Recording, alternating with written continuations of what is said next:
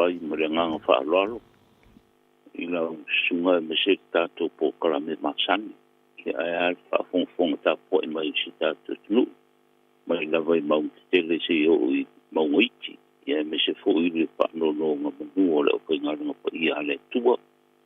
Le nei vai aso tā ua I ka rena pa kerisiano. Le vai aso pa ia. Pa lingu mo le toitu so. Maro tātou whaora.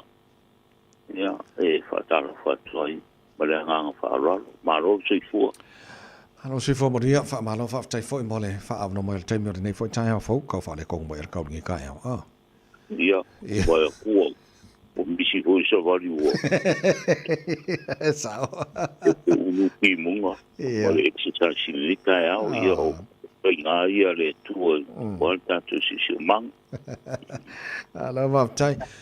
Le tai hao tātara noi, le whianga whamanta, le tūlanga o le sai fo le tino o le whaingtao.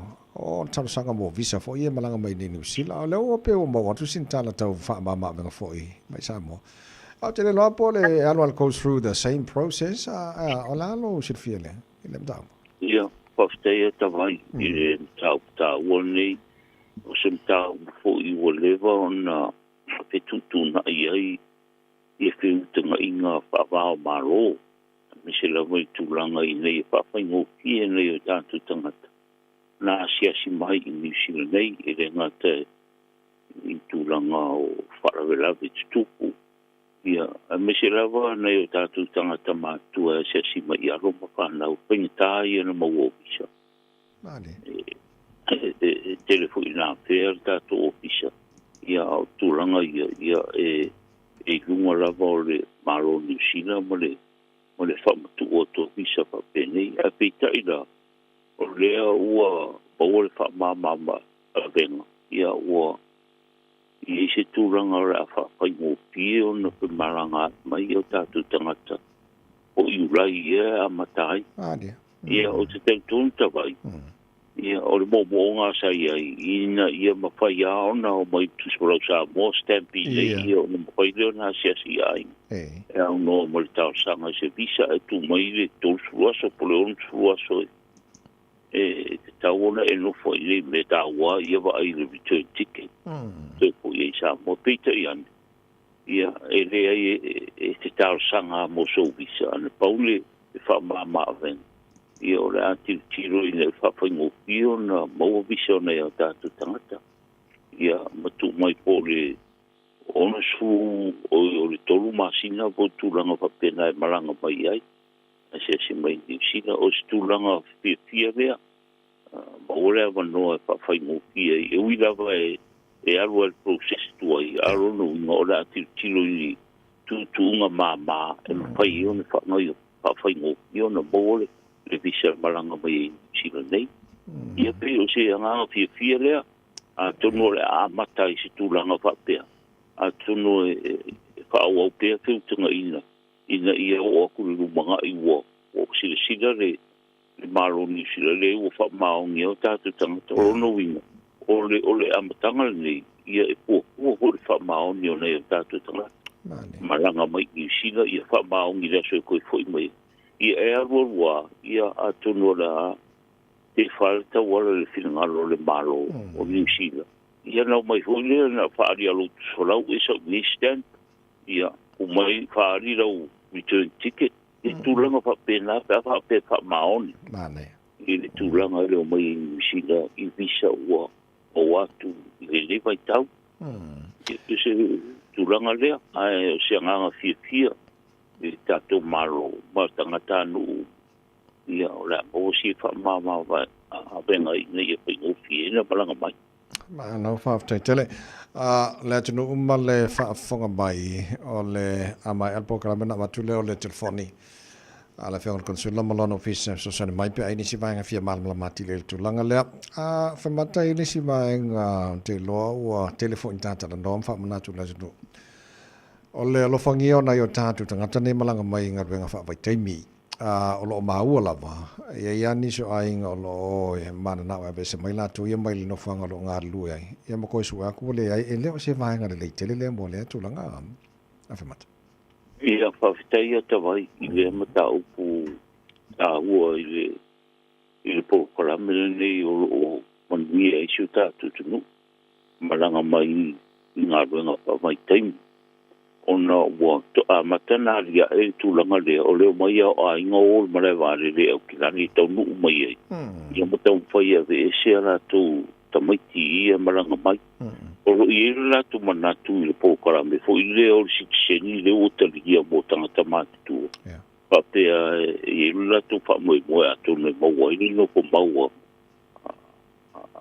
au o ro mai ngā ruenga whamai taimi ia renga te reo leo ai whatoanga tau whai a mai tua ma mai e ia re te fōi e tu sai ma le ngā ruenga na maua I lewa noa ngā rua I Nisilanei man tuata pai e se te reo visi whatatari o nei a tātu tangata e fio mai ngā ruenga nei a whaila e maua le awa noa o seisi o ro a inga maranga mai e ia e tau ana pata ua le tūlanga awa pai e tātou le whamaoni I nei le tau a mai tu e whaini ti whainga e fio e whaini ti whainga pe in pe pano po mau ma tūlanga whapena e le ma whaila e le ma whaina langa e sepe mita whapitoa ia ma visa whapitoa ia maranga mai e I nei ngā ruenga whawaitai o le tau sangala ta mai le pa ia ma le manu le tātou tunu ia tātā rongo pa ma se whau o tupea ina ia tātou ngā rua whatasi o le lei ma le saunga le mu o le lei polkarame ia o le tātou ngā rua whatasi ina ia wani o tātou o tau anau mai ia whailen tūlanga o ia whaara tua mpai e leo o whai atu malo whaara e le ma whaina whaia nisi pepa e tau ma whai ai orna o pisa i o mai ai o pisa whapitoana kua kua I kongur tau sanga ia e mauti noa ua nofo whasa tula kono I nei a le tau sanga ma le nganga whaara tātou ngā rua whatasi a veri tātou rangolango le pokalami tā ua nei e tātou mahalo tā momini sida ia o manuia I sio tātou tunu I Samoa ai mai se fo I nisi tūlanga lea tawai o ia e tele o whaiti o ngā whapea o mai le au ia e fo I olo malanga mai I ngā ruenga nei o mai nei su e awanoa I male tūlanga le pararo su e ni kai tō rua I nei I tasi le whawhitau le lo tūrei mai ona e le tua ia tō tasi le tangata le sau mai Samoa ngā ruenga whawaitei e tua ia ho ia I nei I Nisiga I aro ma whanau ona sirafia o lau ia le tō rua o le kangaka le maranga mai ia a whaiani si tūlanga I tau whai na whai pui po ia ma motu ai o tūlanga o mai o lo mai o ia kon karate o lo malanga mai ia e re au nei e mea tupu ia piu tua ia tō tasi anga I e o lo malanga mai ia a oro ia I fo I le si tu o le koi e fo I le ngā ruenga o lo whatino I nei o lo tutupu I wharawi whapea a pea o le talo ia tātou ngā rua whatasi ia ina ia fo ia I whawhitau ia tasi le whawhitau I tawai o le tutupu o le malanga mai nei ia o mai koe whai ai ngai nei ma ia tūlanga whapena ia le tau sangara vai ia sirisira I mātua I nei maainga ina ia o ia whawhitau le mare tupu mai ia mawhai nei le ngatai ainga I nei New Zealand ia o ainga fo I Samoa o euro maranga mai ngā ruenga whamaitei Malo whaftai mātango fiele tu ala fo imale whamnatu na tino I autangia nei vanga ia mo le saunga le mu ma le leifo ala tolo malanga mai e mo ia vanoa mauanga tā le le e manule o manatua whamone mole lau whionga whamata o le tātou whale Samoa e tēnen whanga mo whaipoiponga ma bea o te lona inai a inga fo on tau a fsili mai po avano pe mo nei vai teme fa wale fa fonga ku ka ko por kala me ele le yasa ngo sa mo ko sula tula ko ka fa mo mole ia fa fitaia I le mata o I la wale mau te Samoa sa o mapai ona na hae na yo tātou tangata. Ia o mea le ofisa whele booking ona o le taimile nei. Me se o whaanga solo atu i aso whapene i whai ngol tausa. Ia booking le maha te mai a tangata. Ia o lele pio mai pe le ofisa. Ia ona whitutu na i leo o aso lo mana o miele whale tātou mau tau Samoa. Ia alo awanoa a pauan meo le whai mai le booking. Ia tūlanga whapena. Ia olo ia le tau. Le tau hai ai te tōru wawhere le tau o le hoa. Ia ia whitutu na inga i fuapo i le toinga me olo o fia koia i le mokta. Ia tūlanga whapena. Ia alo awanoa tātou whalsa mua pōra me olo wawe poku mai. Tawai. Ia. Lei, le o te mauna watu leo telefoni whaina mawe le tenu ui le sota inga ma le whionga konsula ma lona ofisa. Ia, o le a ta whai o le wha manatu masani, o lo tele atatu o lo o mai Samoa. Ia, ta hatu ngā lua whaatasi, o tātou lava sao. Ia, mo le swani fo le tamau a ingo Samoa. Whakawaka ko o lo le o lo o mai le tenu pele Samoa. Io i tawai. Pe o kaha. Tau longo lava lea i ta pokala me vai aso uma ia. Ia malu le tātou tunu ni usila nei ia sirisila nei i oloa au ina mai usila tātou tunu Samoa ai mese lava ia ua o paere leanga talo ia matulanga whapena o le koko tele le koko ia matulanga whapena o lo o ia lava le tau pati atu si tātou tunu ia sirisila i karo e mai tātou tunu ia langona le nganga whaatai o no le tūlanga. Ia te ana e sao nota vai ia o tātou sāhora valea le ngā te leo whai whaatoanga ia ar le tamao aingo si o tātou tunu. Langona i le nganga whaatai. Ia hui teimi tuai mai e le karo. Ia o sa. Ia olo fua mai lava i tūlanga kui whila o inga tūlanga whapena. Ia me se fua. Ia le ngaru e o nei tātou tangata i Samoa.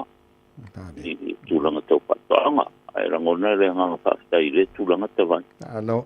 Le lei, ia, o le tuia la wanoa, pe ese vai ngafo e te fia whamni e fwoi la tino le tātou anga tunu nei vai aso tai ua, le whamni tuino le paleu tinga o le tātou whaola, man whaola tanga mo tātou. Le whaatai tawai.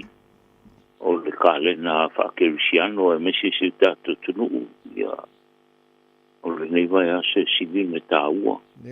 Penga i o tātou whaora, ma popo ngā, ma paimata, ia i lona maniu, ma lona tautus, o i fua manu maro. Ia ono tātou se mo tātou a leu, i tātou anga salapea i le aso, ma le aso tawai. Ia o le nei aso, nei vai aso, ia tau ienga ia o rio o ia nganga. Ia tūlanga na o ia iro tātou li whaora. Ia mo le tātou whaora tanga. E tau ienga ia pamungi tere le tua. Tenga i msao ninga o le mai aso. Ia mai se o sao ninga o le tu o le tātou li whaora.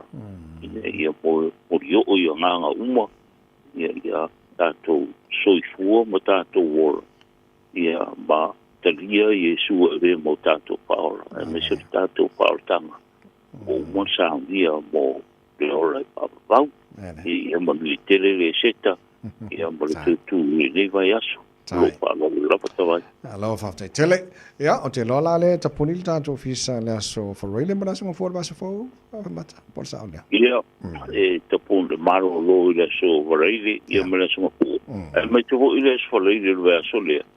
Ia, mo le Anzac Day. Ia, ai lea whaina o le, whai tapo karamere le aso. Ia.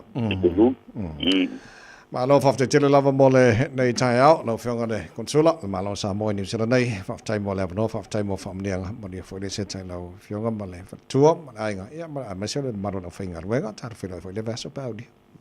Ia, ma ni whoi le setai tawai, ma tātou le tio, tai lava. Ia, tātou piro, i le vaso paudi, soi whoi.